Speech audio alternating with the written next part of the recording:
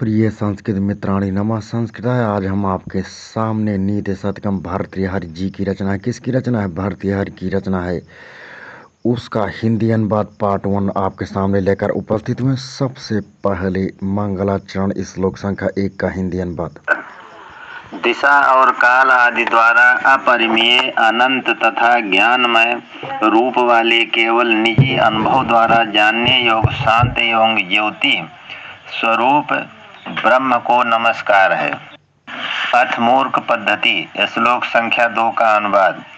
पंडित गण द्वेष से ग्रस्त हैं और नृप वर्ग गर्व से चूर हैं। दूसरे लोग तो अज्ञान के मारे हुए हैं, अतः बेचारा सुभाषित मेरे शरीर के भीतर ही बूढ़ा गया। ब्रैकेट में अभी तक बाहर नहीं निकला, किससे कहा जाए तो भी कुछ कहता हूँ। श्लोक संख्या 3 का अनुवाद। अज्ञानी मनुष्य आसानी से प्रसन्न किया जा सकता है, विशेषज्ञ ब्रैकेट में पंडित तो और भी आसानी से प्रसन्न किया जा सकता है, लेकिन रंच ज्ञान के कारण गर्वित मूढ़ जन को ब्रह्मा भी प्रसन्न नहीं कर सकते। श्लोक संख्या 4 का अनुवाद। कोई चाहे तो मकर के मुंह में हाथ डालकर उसके दांतों के बीच से मणि को जबरदस्ती खींचकर निकाल सकता है। लहराती तरंगों से उमड़ते समुद्र को हाथों से तैर कर पार कर सकता है। अपने सिर पर क्रोध से जलते हुए सांप को पुष्पमाला की तरह धारण कर सकता है, परंतु जिद्दी मूर्ख के मन को कोई प्रसन्न नहीं कर सकता। श्लोक संख्या 5 का अनुवाद। परिश्रम पूर्वक बालू को पेरता पेरता कोई तेल निकाल ले, प्यास से व्याकुल कोई मृग तृष्णा का जल पी ले, इधर उधर घूमता फिरता कोई खरहे का सींग पाले, लेकिन जिद्दी मूर्ख जन के मन को कोई भी प्रसन्न नहीं कर सकता।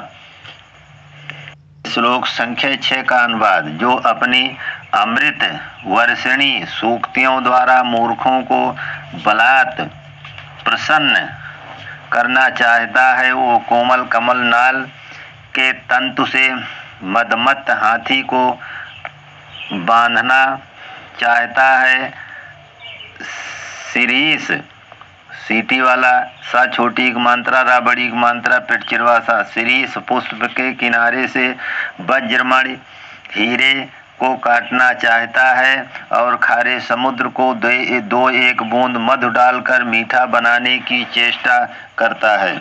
श्लोक 7 का अनुवाद। विधाता ने मूर्खों के अपने हाथ में रहने वाले और अत्यंत हितकारी मौन को मूर्खता के छिपाने का ढक्कन बनाया है, जो विद्वानों की सभा में विशेष रूप से आभूषण स्वरूप हो जाता है। श्लोक संख्या 8 का अनुवाद। जब मैं अल्पज्ञ होकर भी मतवाले हाथी के जैसा मदांध हो गया, तब यह समझकर कि मैं सर्वज्ञ हूँ, सब कुछ जानता हूँ, मेरा मन आकाश पर चढ़ गया। जब मैं पंडितों की संगति से थोड़ा थोड़ा जानने लगा, तब मैं अपने को मूर्ख समझने लगा और तब मेरा गर्व ज्वर के जैसा धीरे धीरे हटने लगा।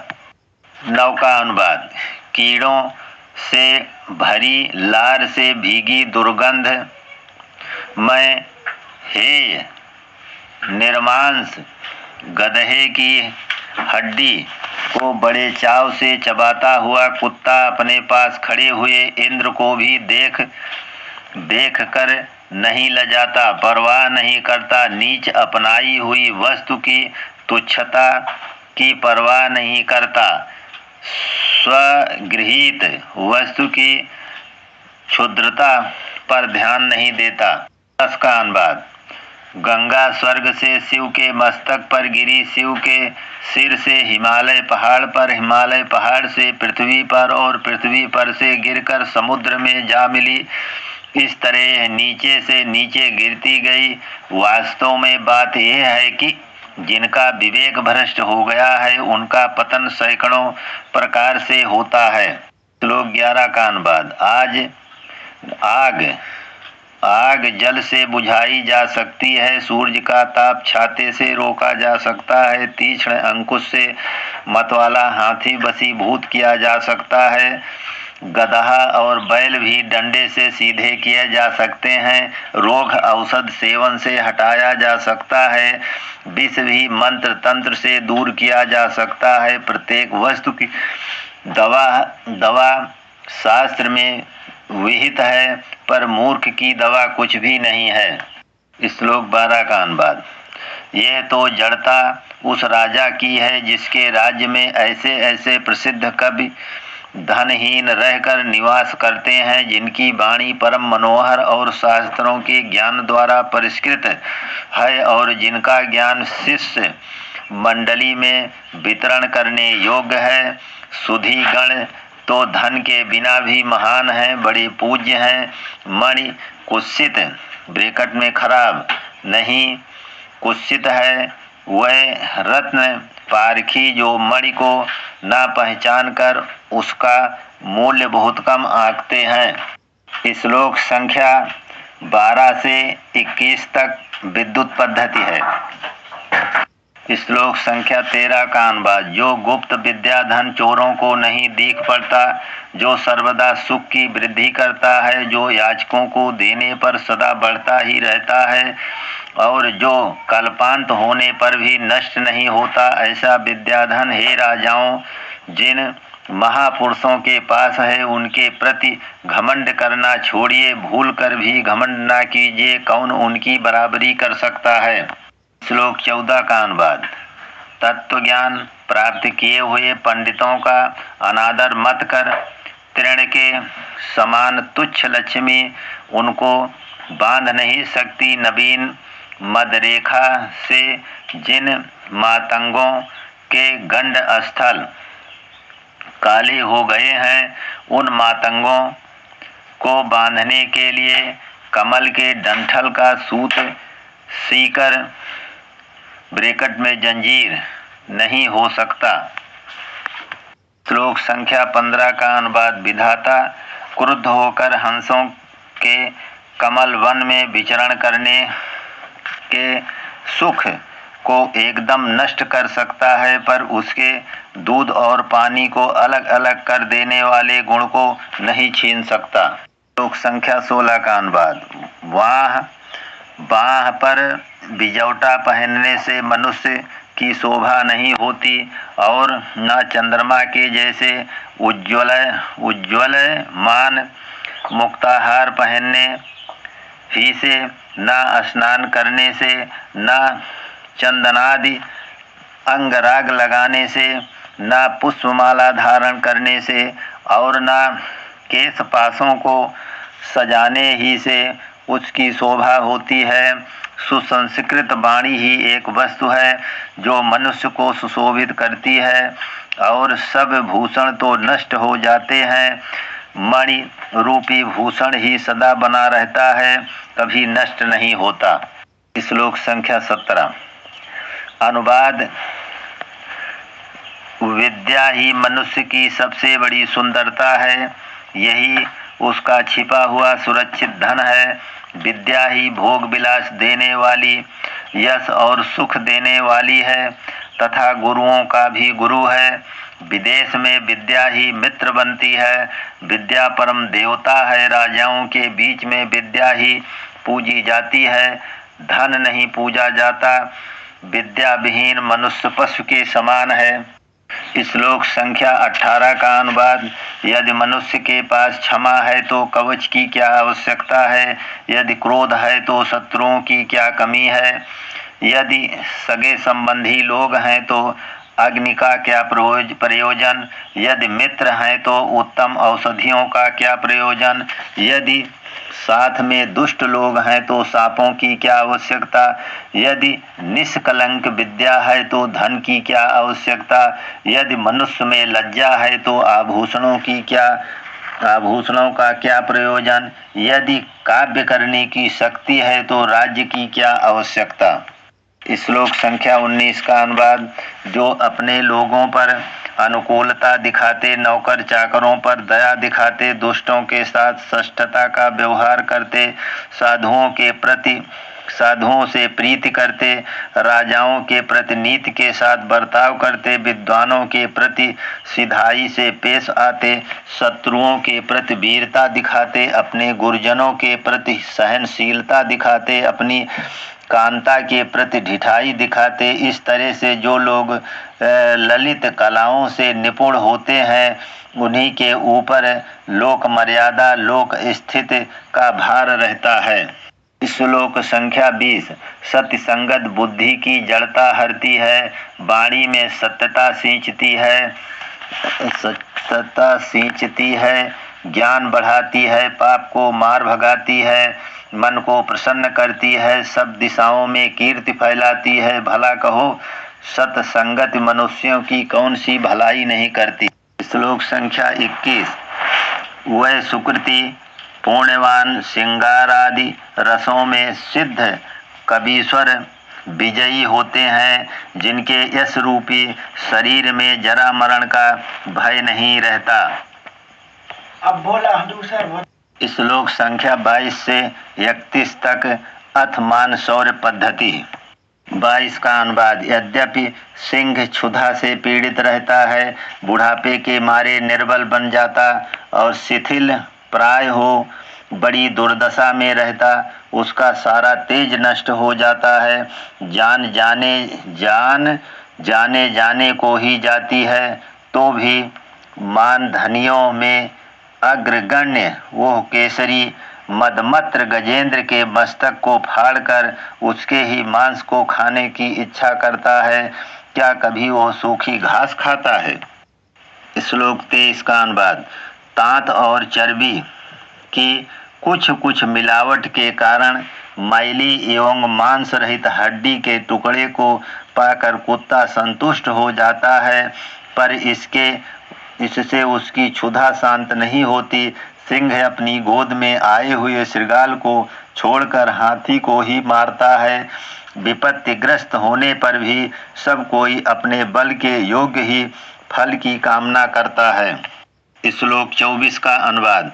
कुत्ता अपने अन्नदाता के सामने पूंछ हिलाता, उसके पैरों पड़ता और जमीन पर लौटकर उसे अपना मुंह और पेट दिखाता है, परंतु गजेंद्र अपने अन्नदाता के प्रति गंभीरता पूर्वक ताकता और बहुत ललकारने पुचकारने पर चारा खाता है। 25 का अनुवाद।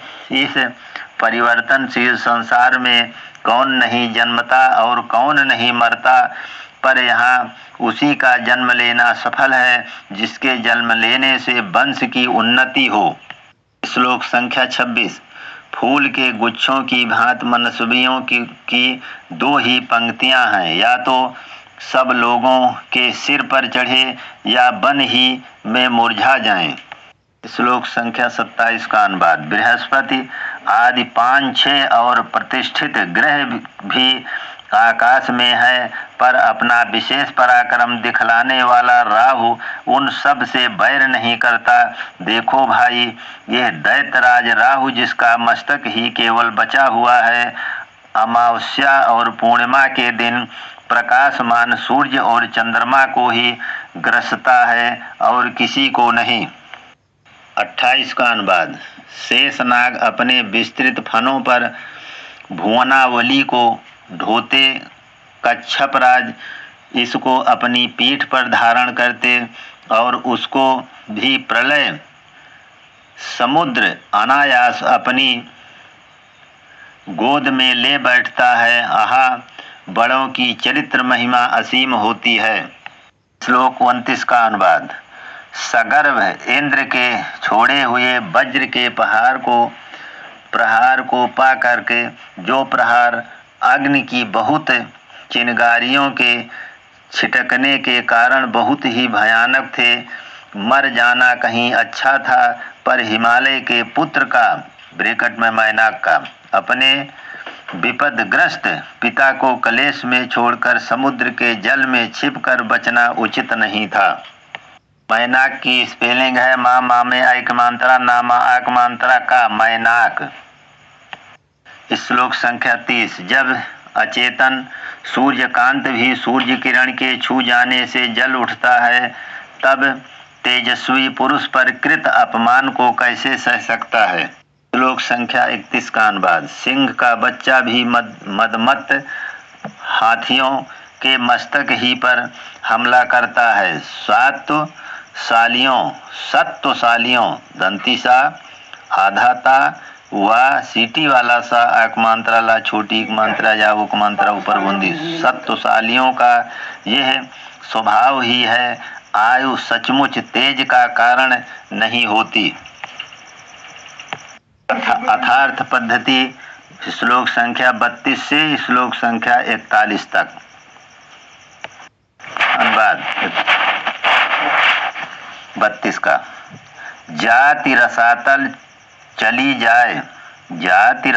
चली जाए, गुण समूह उससे भी नीचे चला जाए, सील पर्वत तट पर से जा गिरे, उच्च वंश आग में जल जाए, शत्रु तुल्य वीरता पर शीघ्र वज्र पड़े, हमें सिर्फ धन हो जिस एक के बिना ये सारे गुण तृणवत हैं। श्लोक 33 का अनुवाद। जिसके पास धन है वही मनुष्य कुलीन है, वही पंडित है, वही शास्त्रज्ञ है, वही गुणज्ञ है, वही वक्ता है, वही सुंदर है, सोने ही में सब गुण रहते हैं। श्लोक संख्या 34 का अनुवाद। कुमंत्रणा से राजा का नाश होता है, आसक्ति से यति का, दुलार करने से पुत्र का, और शास्त्र का अध्ययन न करने से ब्राह्मण का, बुरे पुत्र से वंश का, और दुष्टों की संगत से शील का नाश होता है। मदपान करने से लाज जाती रहती है, अपने से नहीं देखने से खेती चौपट हो जाती है, विदेश में रहने से स्नेह का नाश हो जाता है, परस्पर अनुराग न दिखाने से दोस्ती नष्ट हो जाती है, अनायास से समृद्धि का नाश होता है, और खर्चदारी में लापरवाही करने से धन का नाश हो जाता है। श्लोक संख्या 35। धन की 3 ही गतियां होती हैं, दान, भोग और नाश। जो नहीं देता और नहीं खाता उसके धन की तो तीसरी ही गति होती है। 36 का अनुवाद। शान पर चिकनाया हुआ मणि, शस्त्राहत समर विजयी योद्धा, मद चूने के कारण छीणकाय हाथी शरद काल में, सिकुड़ी हुई नदी, दूज का चांद, सूरत में मसली हुई नवयुवती, और दान देते देते जिनकी संपत्ति कम हो गई है, ऐसे दानी पुरुष ये सब क्षीणता ही के कारण शोभते हैं, अर्थात क्षीण होने से ही ये सब शोभित होते हैं। श्लोक संख्या 37 का अनुवाद। दरिद्रता की हालत में मनुष्य एक मुट्ठी जौ के लिए भी ललाता रहता है, फिर वही आदमी जब धन धान्य से परिपूर्ण हो जाता है तो सारी पृथ्वी को तृण के समान समझता है। अतः पदार्थों की लघुता और गुरुता के विषय में कोई स्थिरता नहीं। धनिकों की अवस्था ही पदार्थों को बड़ा या छोटा बनाती है। 38 का अनुवाद। हे राजन, यदि आप इस पृथ्वी रूपी धेनु को दुहना चाहते हैं तो बछड़े के समान लोगों को अब पोसो। जब यह अच्छी तरह से पाली पोसी जाएगी तो यह पृथ्वी कल्प वृक्ष की जैसी बहुत फलेगी। 39 का अनुवाद। कभी सच्ची और कभी झूठी भी, कटु भाषणी और कभी मधुर भाषणी, कभी हिंसक और कभी दयालु, कभी धन लोलुप और कभी उदार, कभी खूब खर्च करने वाली और कभी खूब धन संचय करने वाली राजनीति वेश्या के समान अनेक रूप धारण करती है। 40 का अनुवाद। आज्ञा पालन करना, कीर्ति फैलाना, ब्राह्मणों का पालन करना, दान देना, भोग करना और मित्र की रक्षा करना, जिनमें ये 6 गुण हैं, उन राजाओं की सेवा करने से क्या लाभ।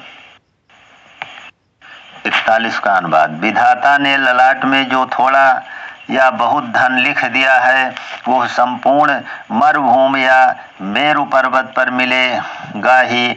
तब हे मनुष्य, धीरज धरो, धनिकों के निकट अपनी दीन वृत्ति मत दिखाओ, अर्थात धनियों के सामने मत घिंघियाओ। देखो, घड़ा कूप में भरो या समुद्र में उतना ही पानी ग्रहण करता है जितना उसमें अटता है। अथ दुर्जन पद्धति 42 से 51। 42 का अनुवाद। दया ना दिखाना, बिना कारण ही झगड़ना, दूसरे के धन और दूसरों की स्त्री ले लेने की इच्छा करना, सुजनों और बंधुजनों के प्रति सहिष्णुता न दिखाना, ये सब दुरात्माओं के स्वभाव सिद्ध लक्षण हैं।